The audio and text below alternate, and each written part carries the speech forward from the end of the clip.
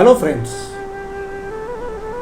as you know, freedom is the uppermost human value and the value is created by nature in human's life. The constitution of the country in which a person lives created the sphere of this value.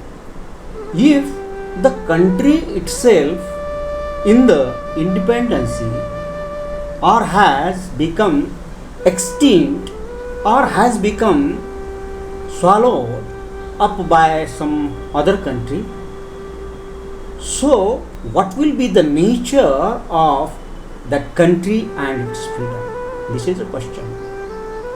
To say I am Indian, I am American, I am Russian and so on is to declare independency from the existence of that country.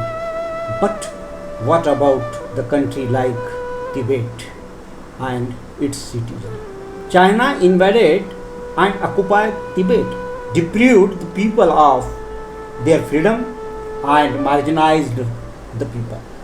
The suffering of the people who have lost such a country cannot be expressed in word because it is beyond the word. In this view of the fact, today we are going to listen a landmark poem composed by Tenzin Tsundue.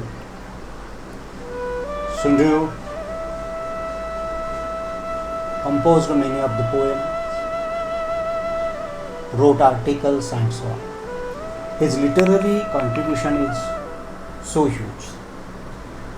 And the name of today's poem is My Tibetanness.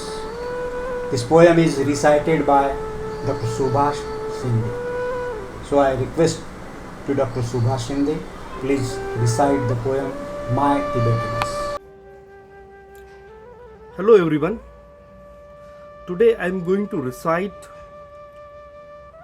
the poem My Tibetanness by Tenzin Tsundue under the project Asian Poetry.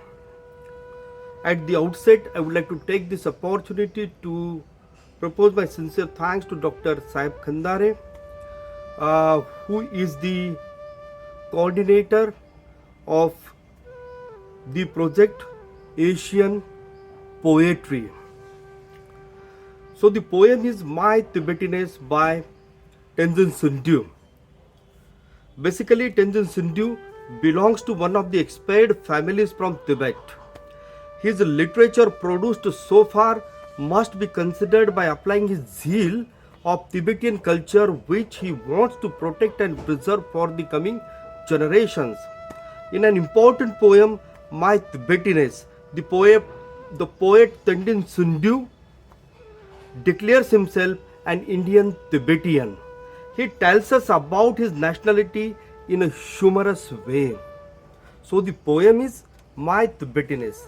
39 years in exile, yet no nation support us, not a single bloody nation. We are refugees here, people of a lost country, citizen to no nation.